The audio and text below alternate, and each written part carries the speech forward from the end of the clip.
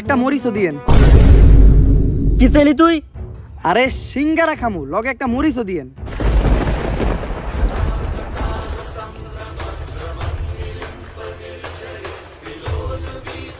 তুই কোন দেশের প্রেসিডেন্ট হইছ যে সামান্য একটা সিঙ্গার লগে তুই মরিচ খাবি? ওই ওরা ধরে মেম্বার সাহেবের কাছে নিয়ে চল। আরে আগে তো আমার এটা কইবেন, আমার দোষটা কি, আমি কি করছি? মেম্বার সাহেব, ও মেম্বার সাহেব, সকাল সকাল তোকে কি এর এত ডাকাডাকি? রাত্রিবেলা ঘুমাইতে দেয় না তোকে মেম্বার নি, আর দিনের বেলায় তোরা কি হইছে? তোকে কি নিয়ে সালিশ? মেম্বার সাহেব সিঙ্গারা খাওয়ার লাগে ও মরিচ চাইছে। কি সামান্য একটা সিঙ্গারা খাওয়ার লিগে মরিচ চাইছে? দে মরিচার পিছন দে বইরা দে।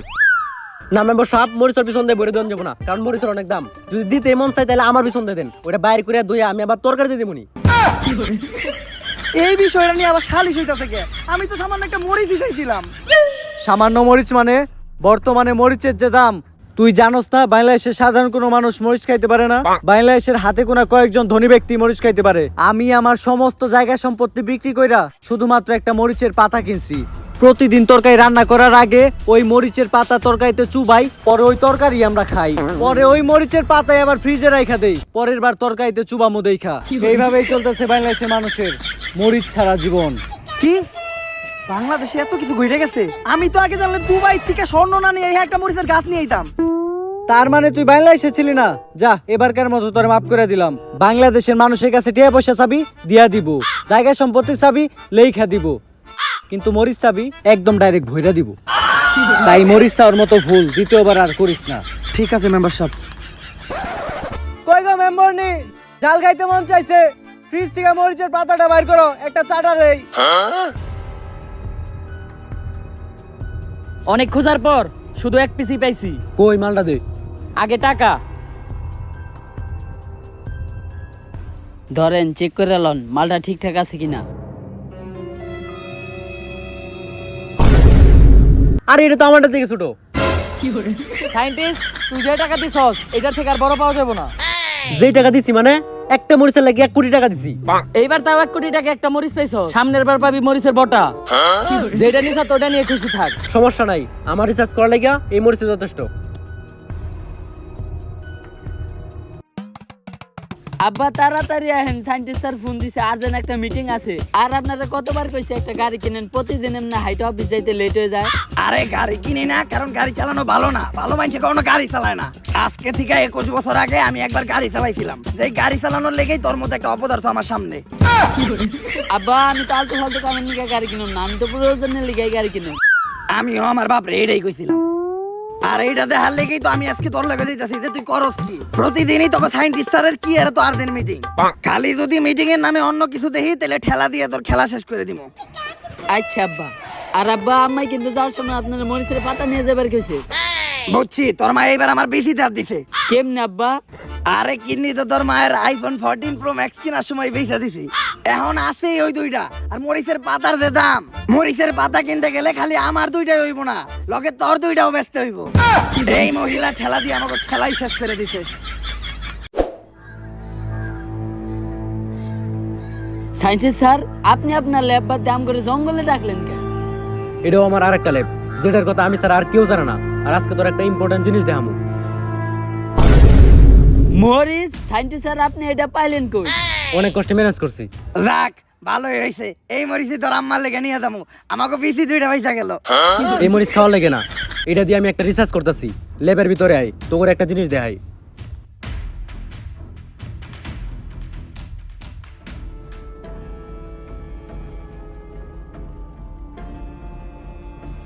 এইটা দিয়ে ঢোকার সময় আমার এক্স এর কথা মনে পড়ে গেল।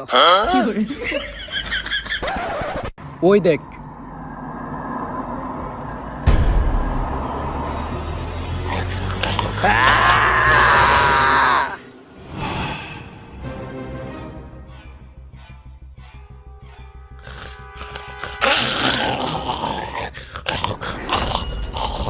সাইন্টিস্ট, এটা কি আছিল? ভয় পাওয়ার কিছু নাই, এটা আমার বউ। আরে ভয় তো আমি পাই নাই, ভয় আমার পোলা পাইছে। ছিলাম তো আপনি দিছিলেন।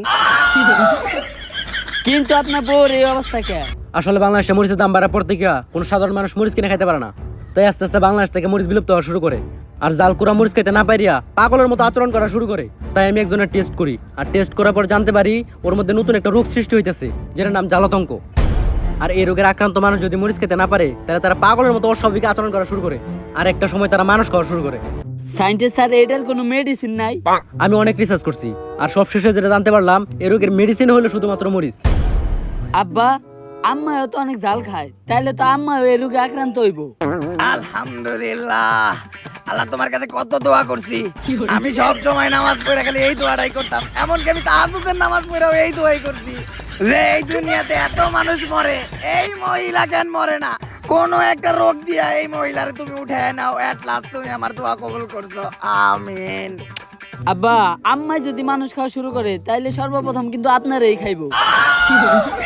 সায়েন্টিস্ট যেমনি হোক এই রোগের যে কোনো একটা ব্যবস্থা করতে হইব, কিন্তু মরিচের যে দাম, বাংলাদেশে মরিচ কোনে পামু?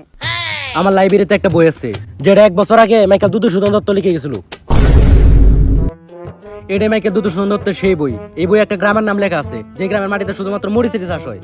তাইলে তো ভালোই, আমরা ওই গ্রামের মানুষের লগে কথা কই, কথাবার্তা কই, ওই গ্রাম থেকেই মরিচ আনাই। কিন্তু একটা সমস্যা আছে, ওই গ্রামের মানুষ শাকসবজি খায় না। তাইলে তো আরো ভালো, ওরা শাকসবজি খায় না মানে ওরা মরিচও খায় না। অগো গাছ থেকে মরিচ আনবো, আমাকে টাকাও দেওয়া লাগবো না। আরে ওরা সবাই আদমখোর, ওরা মানুষ খায়। আর এই বইটা যে লিখছে সে নিজে ওদের থেকে বাঁচতে পারে নাই, তাই এই বইটাও সম্পূর্ণ রয়ে গেছে। ওই গ্রামে যাওয়ার রাস্তা তো ঠিকই লিখছে, কিন্তু আসার রাস্তা লিখতে পারে নাই। কিন্তু ওই গ্রাম সম্পর্কে সবকিছু এই বই লেখা আছে, পড়ে দেখেন। আজ থেকে 1 বছর আগে দুধসূদন দত্ত স্বপ্নে দেখে যে 1 বছর পর মরিচের দাম অনেক বাইরে যাইব। আর ওই স্বপ্নে দুধসূদন দত্ত একটা গ্রামও দেখে, যে গ্রামটা অনেক আজব, আর ওই গ্রামে শুধু মরিচেরই চাষ হয়। তাই দুধসূদন দত্ত ওই গ্রামের ব্যাপারে আরো জানতে ওই গ্রামে চইলা যায়। ভাইয়া, আমি আপনাকে ওই ঝালগ্রামের একজনের খুঁজতেছিলাম। আসলে আমি এই গ্রামে নতুন তো, তাই আমি একটা বই লিখবো। ঝাল লেগে এমন একজন মানুষের আমার দরকার ছিল যে এই গ্রাম সম্বন্ধে খুব ভালোভাবেই জানে। ও, এর লেগে তো আপনার কারণ আগে এই গ্রামে দিই নাই। মাইসেলফ দুধসূদন দত্ত, নাম করা কবি। কবি কি? বইয়ে থাকে না কবিতা, ওই কবিতারই কবি আমি। বই কি? আরে পড়ালেখা করে না বই দিয়া। পড়ালেখা কি? বুঝছি, এই গ্রামে এখনো শিক্ষিত হইতে পারে নাই। এই গ্রামের প্রত্যেকটা মানুষ এক একটা ফুল। ফুল আছে, আমার গ্রামে অনেক ফুল আছে। আরে ফুল মানে বোকা, গাধা। গাঁদা ফুলও আছে। এই অশিক্ষিত লোকের কথা দিয়ে লাভ নাই। আসলে আমি শুনছি যে এই গ্রামে নাকি খালি মরিচেরই চাষ হয়, কিন্তু এই গ্রামের মানুষ নাকি শাকসবজি সহ মরিচটাও খায় না। তাহলে এই গ্রামের মানুষ কি খায়, কিভাবে জীবন যাপন করে, কই ঘুমায়, কই থাকে, এইটা নিয়েই আমি একটা বই লিখতাছি। তাই তোমার আমার এই পুরা গ্রামটা ঘুরাই দেখাইতে হইব। চলো আমার তোমার গ্রামটা ঘুরে দেখাও। তার আগে যে কাজটা করতে চাইছিলাম এই কাজটা করে আহি।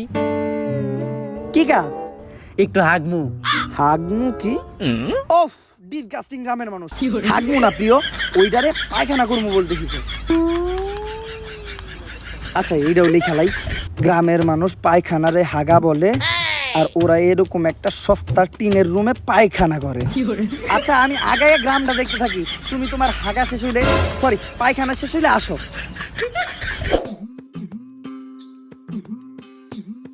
এই যে এই গ্রামের এটা হলো মরিচ ক্ষেত, এরপরেরটা মরিচ ক্ষেত, এরপরেরটা মরিচ ক্ষেত।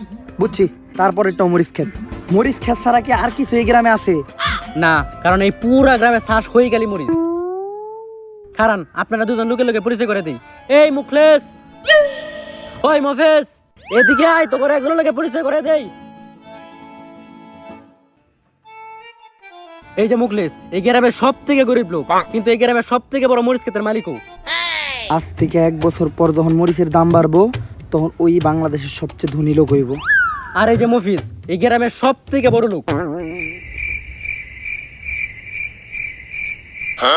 ওরে কি দেখে বড় লোক মনে হয়, আর ওরে কি দেখে গরিব মনে হয়? আর এই গ্রামের নিয়মই এটা, বড় লোকটা জামা কাপড় কম পরে। যেহেতু ওই লুঙ্গি বেড়ে আছে তার মানে ওই বড় লোক, যদি ওই লুঙ্গি ছাড়া হাফ প্যান্ট পরে থাকতো তার মানে ওই তার চেয়েও বেশি বড় লোক। আর যদি জামা কাপড় ছাড়া ন্যাংটা থাকে? পাগল নাকি আপনি? মানুষ কখনো জামা কাপড় ছাড়া থাকে? বুঝছি, এই গ্রামের কালচার অনেকটা টিকটকের মতো। টিকটকে যেমন বড় লোকের মাইয়েরা ছোট ছোট জামা কাপড় পরে ইহা মুদ্রা করে, তেমন এই গ্রামের বড় লোকরা ছোট ছোট জামা কাপড় পরে চলাফেরা করে। আচ্ছা টিকটক কি? জানোস না? এটাই ভালো। টিকটক হলো একটা ভাইরাস, যেটা আগামী কয়েক বছরের মধ্যে দুনিয়াটারই প্রতিবন্ধী বানাইবো। আচ্ছা চলেন আমরা যাই পূজার ব্যবস্থা করি। আমরা এই জায়গায় খেলাই রয়েছি কে?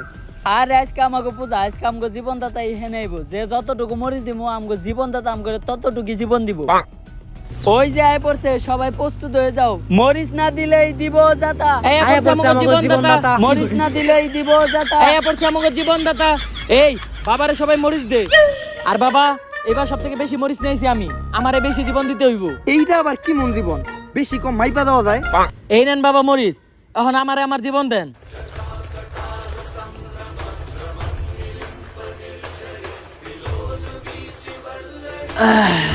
মরিচ না দিলে দিব যাতা, জীবন দিছে জীবন দাতা। এই গ্রামের জীবনের নামে মানুষের জীবন পানি দেওয়া হয়। আর বাবা ওরা কোনো মরিচ আনে নাই, কারণ অগ খেতে কোনো মরিচই হয় নাই। অগরে কি করবেন? কোনো সমস্যা নাই, এইবার তোকে খাওয়ানি হইব ওরা।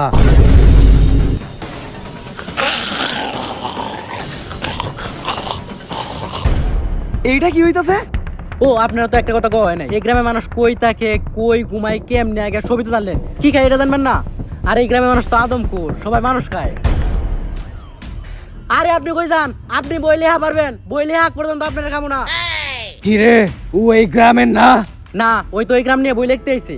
তাড়াতাড়ি ধর রে, একবারে গিলে খেয়ে ফেলা।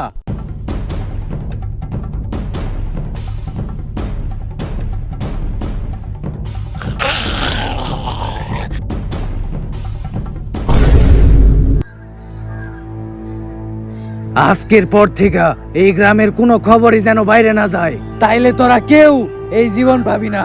আর এই জীবন ছাড়া তোরা কেউ বাঁচতে পারবি না।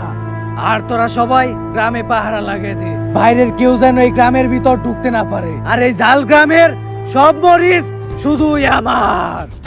মরিচ না দিলে দিব যাতা, এইটা আমাকে জীবন দাতা। মরিচ না দিলে দিব যাতা, এইটা আমাকে জীবন দাতা। এরকম কোন গ্রামের কথা তো আগে কখনো শুনি নাই। এই গ্রামের মানুষ মানুষ খায়, এরা এক বাবারে মরিচ দিয়া পূজা করে। মরিচ তো দূরের কথা, এই গ্রাম থেকে একটা মরিচের পিস দিয়া নেওয়া সম্ভব না। আর ওই গ্রামে ছোট পিসি থেকে শুরু কইরা কচি মাইয়া পর্যন্ত সবাই মানুষ খায়। আব্বা ওইটা হইব ছোট শিশু থেকে বৃদ্ধ মহিলা পর্যন্ত। বুইরা তো হয়ে গেছেন গা, স্বভাব তো পাল্টান নাই। স্বভাবের কিছু নাই, বাসার বাজারটা পর্যন্ত এখন আমি করি। পাত্তি আর কচির ভিতর তফাৎটা আমি ভালোভাবেই বুঝি। কচি জিনিস সবারই ভালো লাগে। আরে আমি শাকসবজির কথা কইছি। আর ওই গ্রামে সরাসরি ঢুকা দেব না, ওই গ্রামের তাইরও বাসটা আদম ঘররা পাহারা দেয়। যে কোনো একটা সুরঙ্গ দিয়েই ওই গ্রামে ঢুকতে হইব। তুই ছোট ভাই আরফান নিশুরে ফোন দে, রিসেন্টলি বাংলাদেশে ওর সুরঙ্গ মুভি খুব হিট খাইছে। ওর সুরঙ্গ মুভিতে কেমন সুরঙ্গ খুঁড়তে ওইটা তো আমি জানি না, কিন্তু আমাকে এই সুরঙ্গ অরই খুঁড়তে হইব।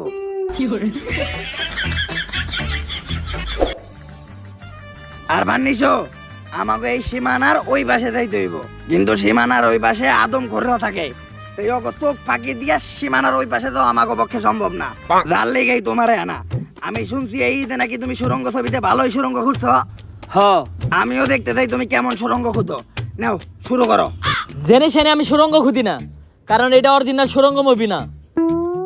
তুইও অরিজিনাল আর ভান্নি শোনা, বেশি কথা না কয়ে সুরঙ্গ খোঁজ, নয়তো ঠেলা দিয়ে খেলা শেষ করে দিবে। এত শক্ত জায়গায় আপনার নিশে সুরঙ্গ খুঁজতে পারে না। সুরঙ্গ খুঁজতে হইলে নরম মাটি লাগবো। সস্তা আর ভান্নি শো।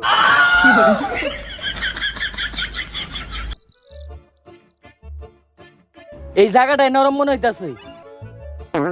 ও মা গো, বাতি যারা কান্ডা করছিলে কি হপাই তো কূপ দিয়ে আমার জুপকাইতে হালাইছিলে। কাকা, আপনি এই জায়গায় কি করতেছিলেন? আমি তো এই নরম জায়গায় একটু গরম জিনিস ছাড়তাইছিলাম, তোমরা এই জায়গায় কি করো? কাকা, এই যে সস্তা আর ভান্নিশু শক্ত জায়গায় সুরঙ্গ খুঁজতে পারে না, তাই ওরে নিয়ে এই নরম জায়গায় আইছি সুরঙ্গ খুঁজার লেগা। বাতি যাও যেমনে কুদালটা চালাইছে, খালি আমার বনের সাইড দেখেছে দেখা, আর একটু হইলে তো আমার বাঘ মরে যেত। কাকা, আপনিও বুড়া হইছেন, বাঘও বুড়া হইছে, ওই বাঘ দিয়ে আর করবেন কি? বাতি যা ওই বাঘ দিয়ে কি করি না করি ওইটা তোমার কাকি রে জিগাইও। আর বাতি যা মনে রাখবা, ক্ষুধার্ত বাঘ আর বৃদ্ধ বাঘ দুইটাই খুব ভয়ঙ্কর, ওইটাও তোমার কাকি রে জিগাইও। আচ্ছা কাকা, আপনি হরেন এখান থেকে, সুরঙ্গ খুঁজতে হইব, আমরা সীমানার ওই পাশে যাবো। বাতি যা সীমানার ওই পাশে যা কি করবা? কাকা, সীমানার ওই পাশে নাকি মরিচ চাষ হয়, মরিচ আনতে যাবো। কি কও বাতি যা, মরিচ চাষ হয়? তোমার কাকিও তো মরিচ খুব পছন্দ করতো, কিন্তু দুর্ভাগ্যবশত মরিচ খাইতে না পাইরা কি জানি রোগ হইছে, এখন খালি আমারে খাইতে চাই। তার মানে রোগটা ছড়ানো শুরু করছে, তাড়াতাড়ি মরিচের ব্যবস্থা করতে হইব। কাকা, তাহলে আপনিও চলেন আমাকে লাগে, সস্তা আর ফানিসো, সুরঙ্গ খোঁজা শুরু কর।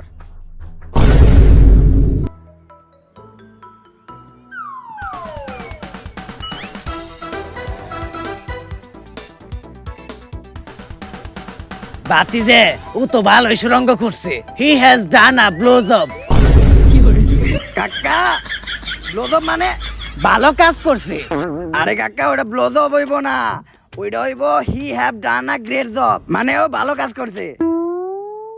ব্লোজব তো খারাপ না বাতিজা, তোমার কাকি রেজি গাইও। আব্বা মরিচ পাইছি।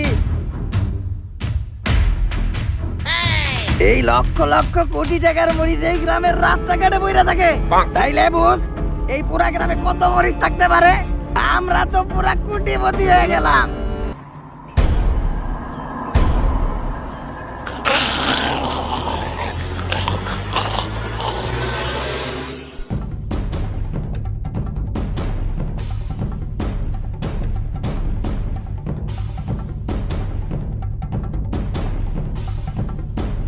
আমি একদিকে পড়ছি আর ওরা আর একদিকে। এখন আবার ওই সস্তা আর ফার্নিচার বানানোর সুরঙ্গ খুঁজতে হইব।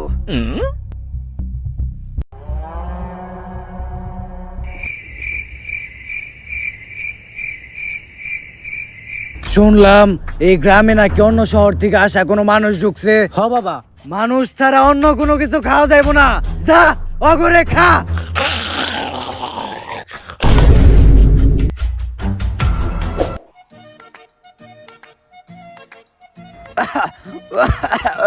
আরে আব্বা আপনি কই আর গেছিলেন? আরে আমি ভুল করে এই গ্রামের ভিতরে ঢুকে গেছিলাম, আর একটু হইলেই তো এই গ্রামবাসী ঠেলা দিয়ে আমার খেলাই শেষ করে দিত। আর এই গরিবের আর ফার্নিচার আমার লেওরার সুরঙ্গ খুঁজছে, ছোট্ট একটা সুরঙ্গ, আমার মধ্যে এত বড় একটা মানুষ ঢুইকা বাইরেতে কত কষ্ট হয়ে গেছে। ওর সে ভালো সুরঙ্গ তো আমি খুদাহারি, তোমার কাকি রেজি গাইও। আব্বা শুধু এই কয়টা মরিচ আনছি, আর এই কয়টা মরিচ দিয়ে তো পুরা বাংলাদেশের মানুষের জালতাঙ্গ রোগ ভালো করা সম্ভব না। একটা উপায় আছে, এক্সপেরিমেন্ট করার লাগে আমি একটা মরিচ ব্যবস্থা করছিলাম। যদি ওকে বছর লাগে কত কইতে পারি, তাহলে আর অনেক মরিচ ব্যবস্থা করা সম্ভব, কিন্তু এর লাগে তো অনেক টাকার প্রয়োজন। আমরা সবাই তো গাঙ্গাল, যদি জায়গা সম্পত্তি থাকতো তাহলে ওগুলা পেয়েছে হইলেও টাকার ব্যবস্থা করতে পারতাম। জায়গা সম্পত্তি নাই তাই গেছে, আপনার শরীরে এমন দুইটা জিনিস আছে যে দুটার দাম 72 লাখ টাকা। কিন্তু নিজের এত বড় সম্পত্তি বোকাটা। বাতিজা আমি দিব না, আমার এই দুইটা জিনিস অনেক মূল্যবান, বিশ্বাস না হলে তোমার কাকি রেজি গাইও।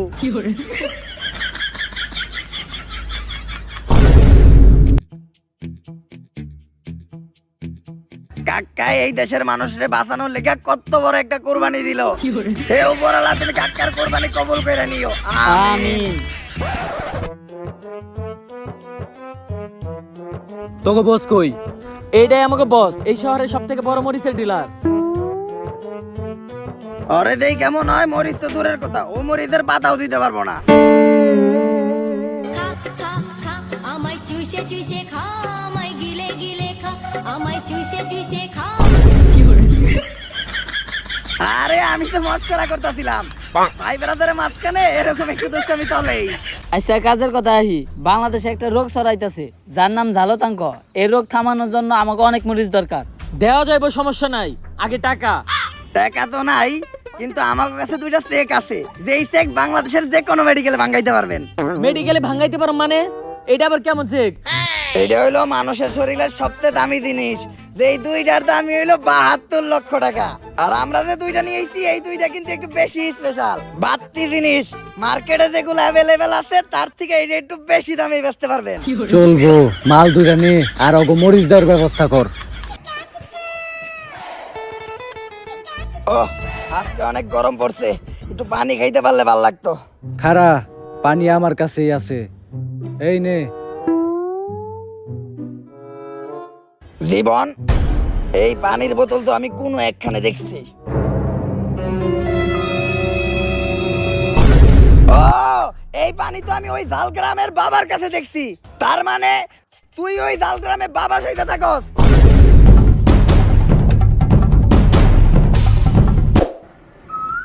এই যে তোকে জীবনদাতা। কি হইছে আমাকে জীবনদাতার? আর আমাকে জীবনদাতার এমনি করে মারতেছিস কেন? ও কোনো জীবনদাতা না, হইলো বাটপার। তোকে লগে বাটপারি কইরা তোকে গ্রামের সব মরিচ নিয়ে অন্য জায়গায় বেচে। আর তোরা যদি ভাত তরকারি খাস তাহলে ভাত তরকারির লগে মরিচও খাইতে হইব। তাই তোরা যাতে মরিচ না খাইতে পারস, তাই ওই তো করে মানুষ খাওয়া শিখাইছে। কিন্তু হ্যাঁ, যে আমাকে মরিচের বদলে জীবন দিত। কি হের জীবন দিত? ও তো করে জীবনের নামে জীবন পানি ধরাই দিত। যেই জীবন পানি এই গ্রামের বাইরে প্রতি দোকানে 15 টাকা লিটার বিক্রি হয়। আমাকে এমনি বলদ বানাইলো। তগর কি নিজের মানুষ মনে হয়?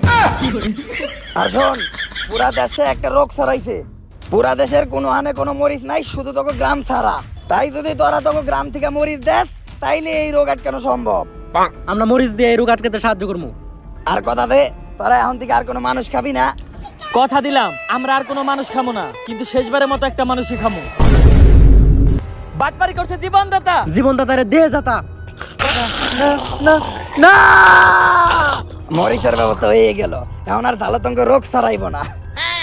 কিন্তু আমাকে ডাক্তার কই? আমরা যখন ওরে ধরার লিগে দৌড় দিছিলাম তখন ডাক্তার তো মরিচের গুড়াউনের দিকে গেছিল।